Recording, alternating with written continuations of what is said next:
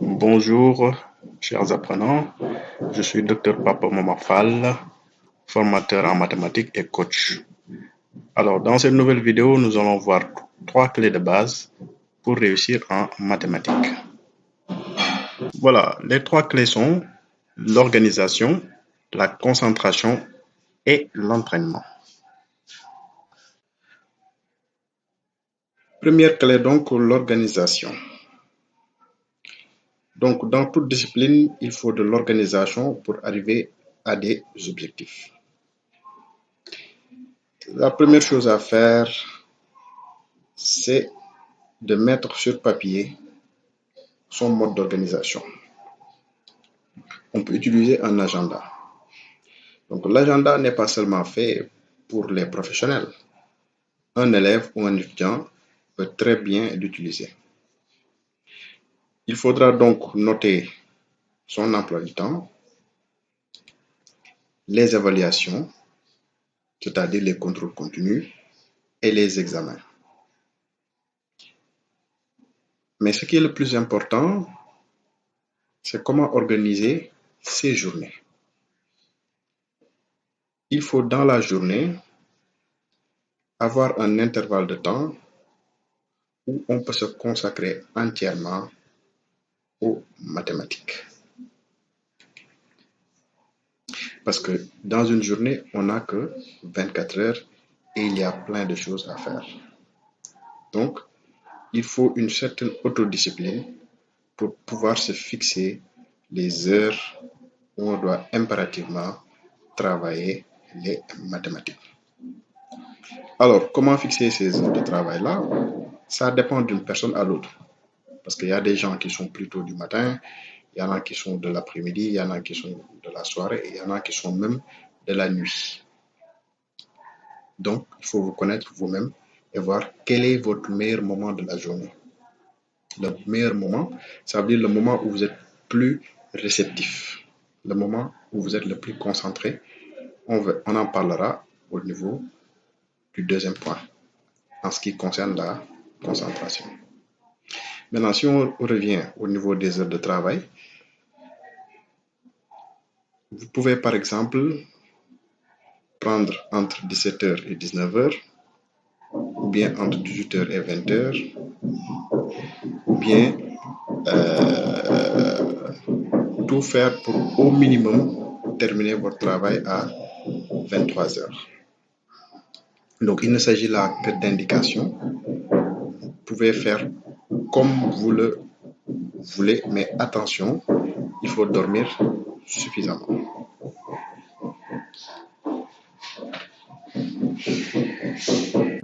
Toujours en ce qui concerne l'organisation, il ne faut pas vous encombrer de trop de documents sur votre espace de travail.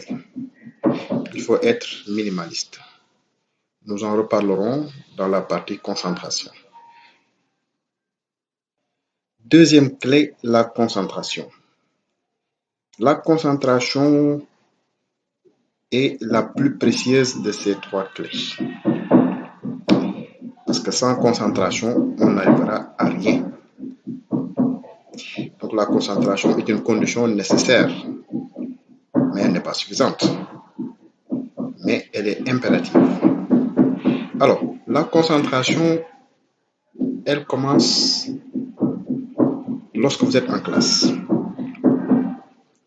La meilleure des concentrations, c'est la concentration où vous êtes en classe. Parce qu'il faut chercher à comprendre le cours quand vous êtes en classe. Cela vous fait gagner du temps. Il y en a qui cherchent à comprendre à la maison. Mais ça vous demandera beaucoup plus d'énergie et c'est moins productif.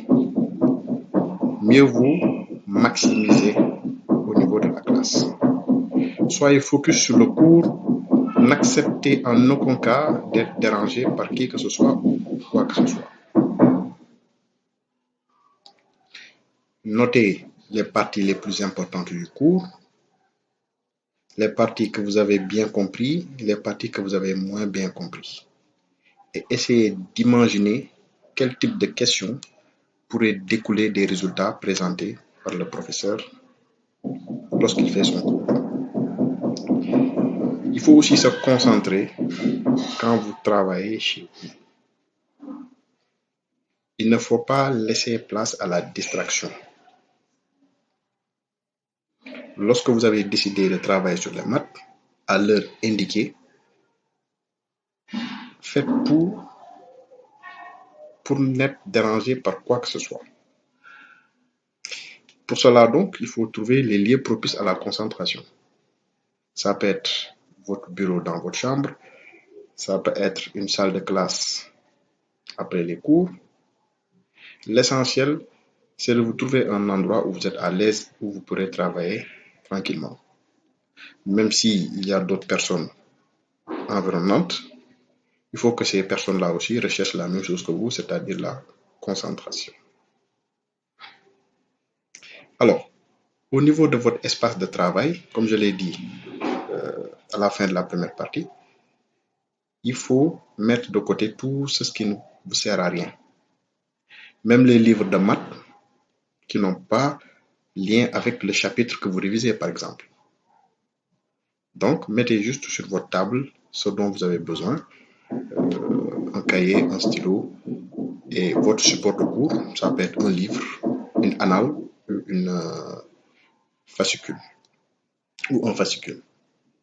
Alors, c'est à vous de voir comment vous allez vous organiser, mais il ne faut rien laisser vous déconcentrer. Donc, tout ce qui peut vous déconcentrer, donc, c'est à proscrire, que ce soit une personne, une chose ou même votre animal de compagnie. Troisième et dernier point, l'entraînement. Donc, qui dit discipline, dit entraînement. Les mathématiques sont une discipline, comme l'est le foot, le basket, l'histoire, la géographie, la physique, ce sont des disciplines. Dans toute discipline, il y a de l'entraînement, c'est-à-dire de l'exercice. Alors, dans le cas des maths, il faut être très sélectif dans votre manière de vous entraîner. Parce que vous visez un objectif. L'objectif, c'est d'avoir de très bonnes notes. L'objectif, c'est de réussir. Donc, il faut éviter les exercices trop faciles. Ça veut dire que les petits exercices d'application ou les petits exercices de démarrage, il ne faut pas en abuser. Il faut plutôt opter pour des exercices complets, des exercices de synthèse ou des exercices de plus en plus difficiles lorsque vous progressez. C'est avec ces exercices-là qu'on peut se jauger, qu'on pourra savoir le jour de l'évaluation, quand on n'aura plus accès aux documents, comment on pourra réagir. Il faut donc s'habituer à la difficulté. Il faut donc s'habituer à la souffrance. Il ne faut pas attendre le jour du devoir pour en être conscient. Là, ce sera trop tard.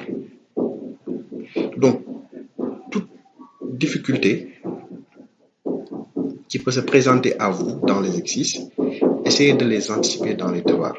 Parce que lorsque dans un devoir ou un examen, vous n'avez que 2 heures, 3 heures, 4 heures de temps, vous n'avez pas beaucoup de temps pour trop réfléchir, vous n'avez pas beaucoup de temps pour trop démontrer. Il vous faut une certaine expérience des types d'exercices. Donc, il faut développer les automatismes.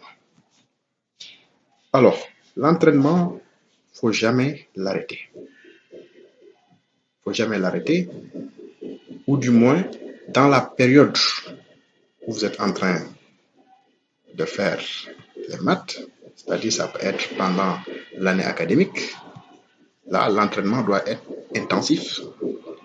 On peut diminuer l'entraînement dans les périodes de vacances, etc., etc. Parce qu'aussi, il faut que les idées soient fraîches dans notre esprit. Donc, il faut garder les idées dans un intervalle le plus court possible.